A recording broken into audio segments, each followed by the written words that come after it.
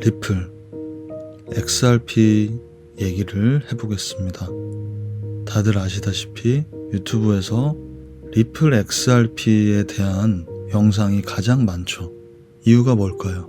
당연히 리플 홀더들이 XRP를 가지고 있는 홀더들이 가장 많기 때문이죠.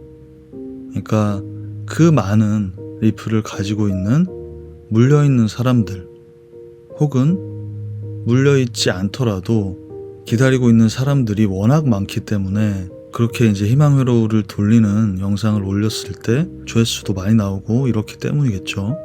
제목 썸네일에서 제가 적어놨듯이 리플과 XRP 홀더들의 정말 그들이 기다리고 있는 그들의 꿈은 세계 준비 통화라는 거예요. 그게 무슨 이야기인지 처음으로 한번 돌아가 보겠습니다.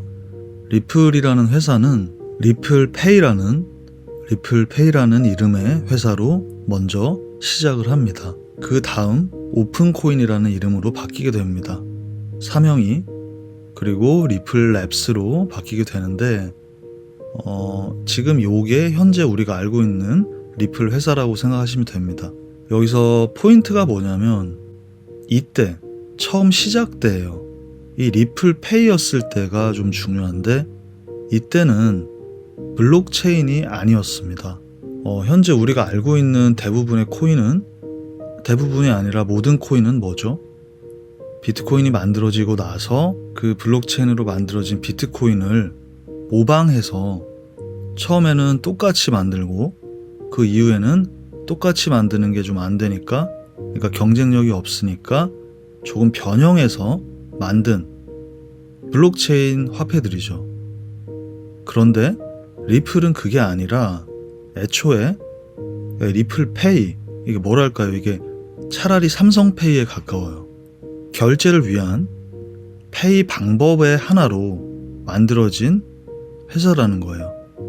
결제 수단으로 특히 그 중에서 송금용 결제 그걸 위해서 만든 겁니다. 이게 포인트예요. 리플은 블록체인으로 만들어진 회사가 아니다. 시작이. 그러다가 이제 오픈코인으로 사명이 바뀌면서 블록체인 시스템을 도입을 하게 돼요. 이름만 봐도 알 수 있겠죠. 오픈코인.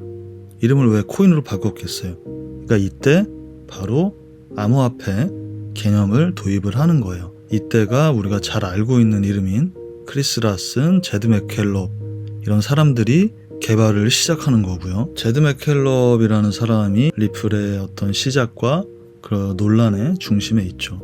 여기서 사실 제드 맥켈럽 얘기를 1시간, 2시간 동안도 할 수가 있고 XRP 얘기는 하루 종일도 할 수가 있어요. 소식들 말하면 끝이 없고 뭐 소송이니 뭐니 이 사람 결국 리플을 나갔죠. 나가서 이제 스텔라 루멜을 만들었는데 이 사람이 나간 이후에 리플을 몇 천억치를 팔아치우느니 이런 얘기를 하면 정말 끝이 없어요.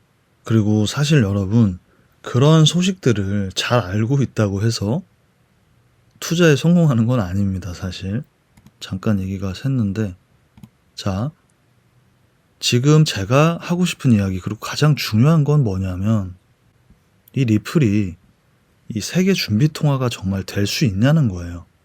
그죠? 그게 제일 중요한 겁니다. 이게 되면 정말 이렇게 로켓트가 되는 거고 이게 안 되면 또 리또속이 되는 겁니다. 그렇다면 세계 준비 통화가 뭐냐? 간단하게 얘기를 할 거예요. 리플사가 있습니다. 리플사가. 그리고 가장 많은 개미들을 가지고 있고 유튜버들이 아주 꿀을 빨고 있는 XRP 코인이 있습니다. 리플은 송금용 시스템이다 라고 말씀드렸잖아요. 송금용 코인이다. 이건 채굴해서 하는 것도 아니고 그냥 이 회사, 전통적인 회사 개념에 가깝습니다. 리플사에서 만든 이 코인이 있고 그리고 리플사에서 만든 송금 시스템이 있습니다. 그 이름을 엑스커런트, 엑스라피드, 엑스비아 요 3개가 있어요. 이 3개 다 그 송금을 위한 시스템입니다. 특히 핵심은 은행 간의 송금 시스템이에요. 그러니까 기존에는 우리가 이제 해외 거래에서 송금을 할 때 은행에서 은행으로 중개해 주는 곳이 있고 그걸 받아서 그러니까 뭐 원화를 뭘로 다른 걸 바꾸든 간에 바꿔야 되고 그걸 거치는 동안에 길게는 며칠이 소요가 되는데 그걸 빠르게 한다 이거죠. 그러니까 해외 결제 국제 시스템인 그 스위프트라고 하잖아요.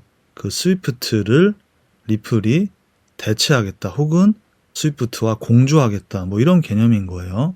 그럼 리플사의 미래는 어떨까? 뭐 밝아요. 밝겠죠. 왜냐하면 이미 아마 최대 200개에 가까운 금융권들이 리플과 협업을 하고 있어요.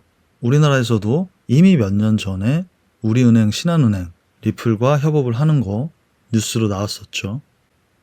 근데 문제가 뭐냐?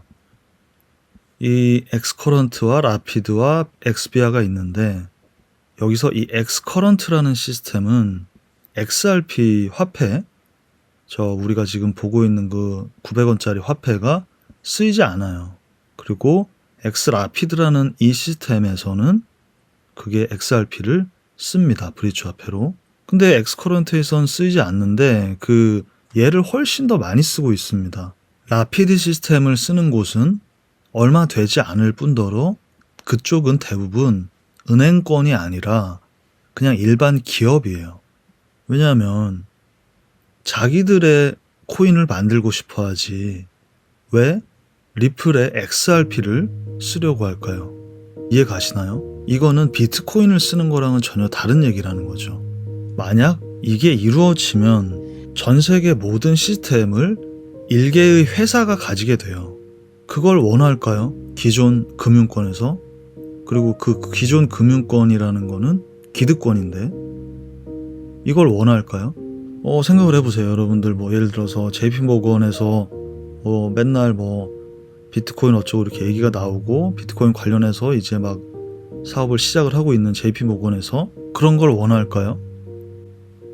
그러니까 리플의 가장 큰 약점은 기존 기득권들과 기존 금융권과 이 이해관계가 상충을 합니다. 사실은 이 SEC 소송에 대한 디테일한 얘기는 하지 않을 거예요. 근데 그 소송도 사실 이 뒷배경에서는 그러한 이유가 크다고 봐요. 그러한 로비가 이 기존 금융권, 기득권들과 이해관계가 너무나 상충을 한다는 거. 그리고 또 하나의 문제는 리플 코인이 채굴을 해서 얻을 수 있는 코인이 아니라는 거죠. 회사에서 1000억 개를 발행을 했고 그걸 이제 락업을 하고 이렇게 유통을 시키고 일정 물량만 푸는 식으로 해서 이제 관리를 하고 있는 건데 만약 리플이 정말 세계 준비통화 같은 위치에 올랐다.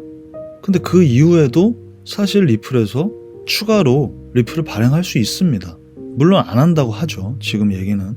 근데 할 수가 있다라는 거예요. 비트코인이 원앤올리가 된 이유는 사토시가 없기 때문이잖아요. 근데 리플은 그런 게 아니라고요. 그리고 이때까지 벌어진 일들을 봐도 충분히 그럴 수도 있다고 보여지고 엑스커런트, 엑스라피드, 엑스비아 이 시스템을 세 가지를 리플넷이라는 이름으로 이제 엮습니다. 그래서 얘기를 이제 따로 이렇게 분리해서 하기보다는 리플사에서 예를 들어서 어떤 파트너가 시티은행이 리플넷을 이용하기로 했다. 이런 식으로 얘기를 하는 거죠. 그러니까 리플 네트워크라는 게 이 세 가지를 합친 거라고 생각하시면 됩니다. 하지만 세부적으로 들어간다면 다르다라는 거. 리플사의 목표는 바로 리플 네트워크가 성공해서 모두가 송금 시스템을 자사의 시스템인 리플넷을 쓰는 거예요. XRP 코인이 지금 현재 900원짜리를 9,000원으로 만드는 게 목표가 아니라는 거예요. 그걸 90만 원으로 만드는 게 리플사의 목적이 아니고 리플 네트워크를 성공시키는 게 목적이라는 겁니다. 실제로 예전에 브래드 갈링하우스가 했던 얘기인데 우리는 리플넷에 가입하는 고객의 수와 그들이 초점을 맞추고 있는 국가의 네트워크를 확장시키는 데 역량을 집중한다. 무슨 말이냐면 리플이 이제 SEC와의 소송이 이번 22년 1분기 안에 마무리가 될 가능성이 높죠. 왜냐하면 합의를 할 거면 이번에 마무리가 될 거예요. 합의를 하게 되면.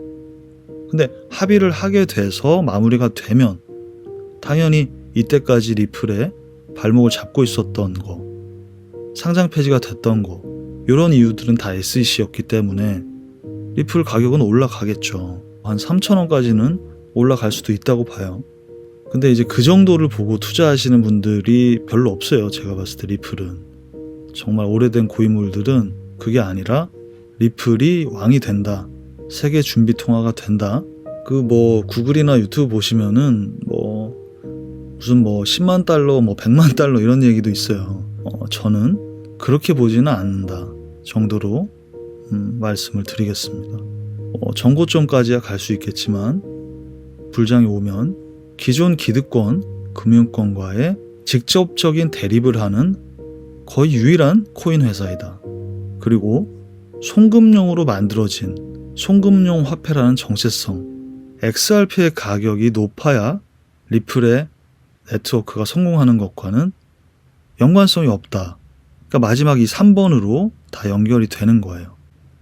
리플사의 리플 네트워크는 이미 성공을 하고 있고 잘 되리라고 보지만 기존 은행들, 우리가 가장 기득권이라고 보고 있는 금융권들에서 좋아할까요? 싫어할까요? 아주 싫죠. 아주 싫어하겠죠. 당연히. 그렇기 때문에 리플 네트워크를 쓰는 한이 있더라도 XRP를 쓰지 않을 가능성이 높다. XRP를 써서 리플이 진짜 이제 그들이 꿈꾸는 대로 몇십만 원이 됐어. 그러면은 리플 회사는 어떻게 됩니까? 거의 이거는 그렇게 하겠어요? 제가 리플을 추천을 하거나 아니면 리플에 대해서 미래가 밝지 않다거나 이런 얘기를 하는 게 아닙니다. 부동의 비트코인을 제외하고 이더리움과 리플이 항상 그 다음을 이을 거예요. 이때까지 그래왔고 지금도 그렇고, 그리고 지금 리플은 SEC 소송을 아마도 마무리를 앞두고 있다. 그래서 끝나면 당연히 오를 텐데 제가 이 차트를 굳이 안 볼게요. 왜냐면 리플 어차피 차트 보고 투자를 할 수 있는 코인은 아니에요. 0.8달러에서 왔다 갔다 하고 있잖아요.